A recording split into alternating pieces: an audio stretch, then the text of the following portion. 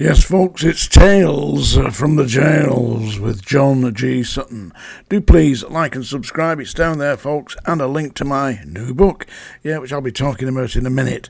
But first of all, I want to remind you all that tomorrow at 7 p.m, that's the 2nd of April, Tuesday, the 2nd of April at 7 p.m, here, live on YouTube, we're going to do a broadcast for 1 hour where you can ask me all the questions you want. Insult me if you will, I don't mind. But I'll be here tomorrow at 7 o'clock. So I do hope that you're going to join me. Otherwise, it's an hour on me only.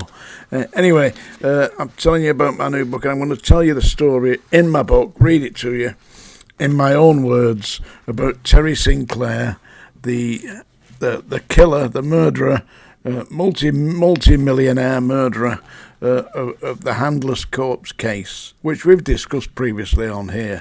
But this is from my book. This is exactly as it's written. This is the book, yeah.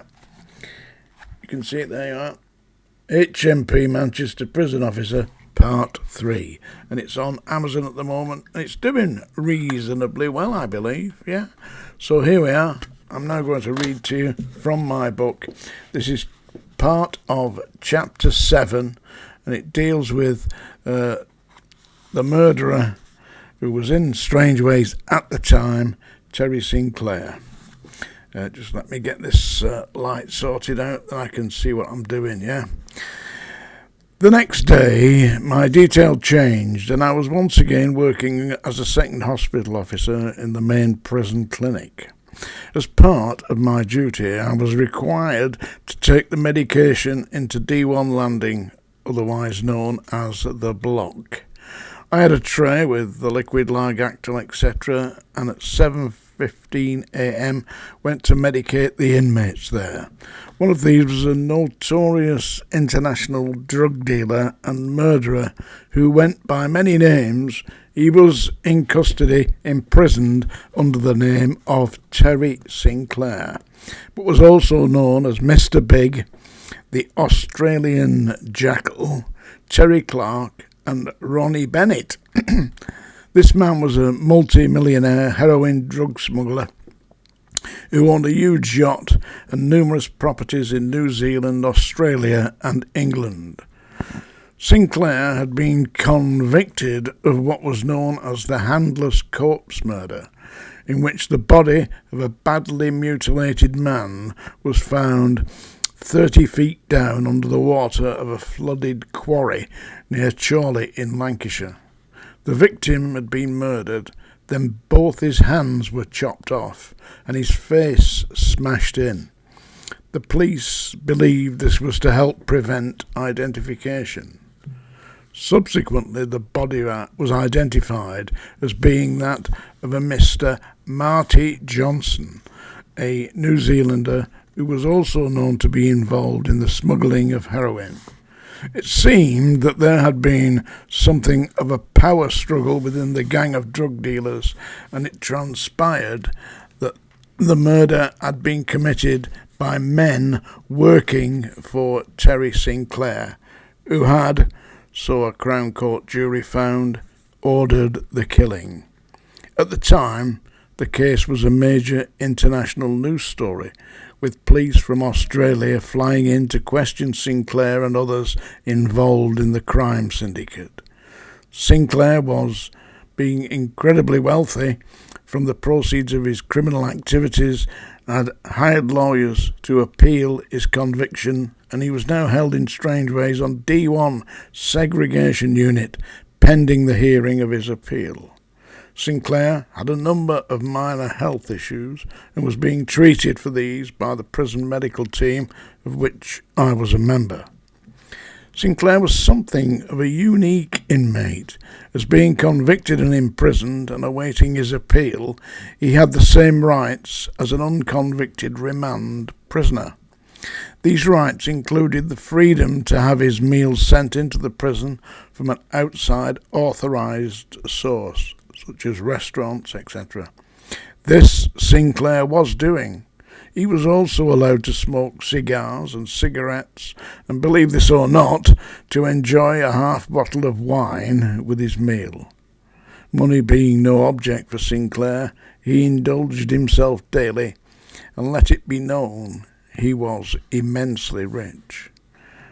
I handed him his medication and observed carefully that he did take this as prescribed. While casually engaging him in light conversation, he had numerous books on art and artists in his cell, and when I asked him about these, he explained he was a collector and had many original artworks in his New Zealand mansion. He was, he told me, particularly fond of the Impressionists, owning, so he said, a work by Claude Monet. This was clearly no ordinary prisoner.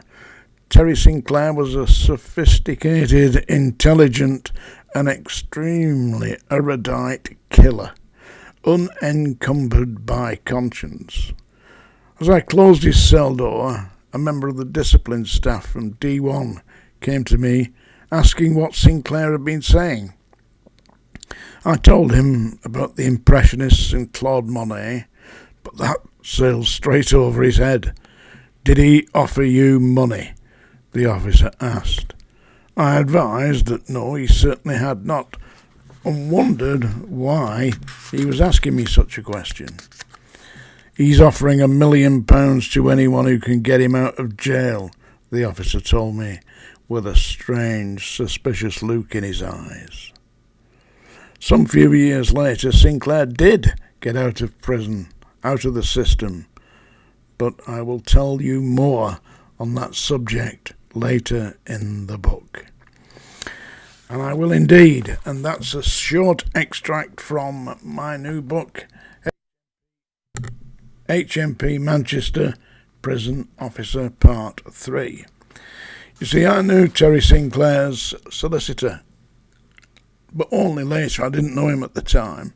He came to my house, I was having a party, and it says here in the book, it tells you that he came to my house and I was talking to him about Strangeways, and he said, "Oh, you probably met my client, Terry Sinclair." I said, "Oh, of course I did, yeah. I was treating him as a hospital officer there." I said, "But he's dead now, isn't he? Because he supposedly died in Parkhurst, I believe." He said, "Well, if he is dead, then nobody's told me." He said, "And I'm dealing with his estate. So, how is he dead?" So, had Terry Sinclair done a deal? Had he got himself out? Well, I guess we'll never officially know. But certainly the system does deal with inmates like that. So, that was my little rant for today. Don't forget, tomorrow at 7 p.m, here on Tales from the Jails on YouTube, we've got a live broadcast, 7 p.m. Come along, do ask me any questions you want. Thank you very much.